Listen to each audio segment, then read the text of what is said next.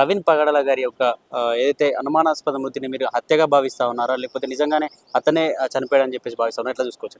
అది హత్య 100% అది హత్యగానే భావిస్తాము. ఎందుకంటే హత్య హత్య కాకుంటే బండి మినిచి పడితే ఒకవేళ బండి ఎక్కడో పడిపోవాలి. మనిషి ఒకసాట పడతాడు, బండి డైరెక్ట్గా వచ్చి బండి మన మీద పడదు. అది నేను ఈ చరిత్రలో ఎక్కడ చూడలేదు ఇలాంటి సంఘటన.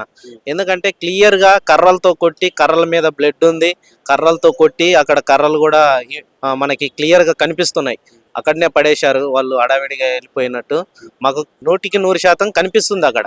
అందువలన ఇది కేవలము హత్యనే, ఇది కావాలని చేసిన కుట్ర.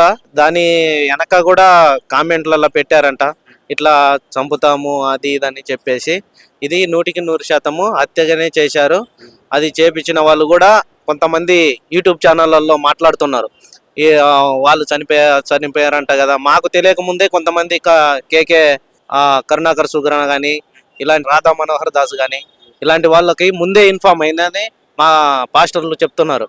అంటే మాకన్నా ముందు వాళ్ళకి ఎలా తెలుస్తుంది చనిపోయినట్టు? అంటే దీని వెనక ఏదో కుట్ర దాగి ఉందని నేను క్లియర్గా చెప్తున్నా. అంటే పోలీసులు ఏం చెప్తా ఉన్నారంటే కార్ యాక్సిడెంట్ అయిందని చెప్పేసి, లేకపోతే తాగి పడిపోయి అతనే పడిపోయాడని చెప్పేసి కూడా కొన్ని వార్తలు అయితే వినిపిస్తా ఉన్నాయి. దీన్ని ఎట్లా చూస్తారు అన్న? ఈ విషయము అన్న కూడా ఎవరిని కించపరిచే మాటలు మాట్లాడాడు.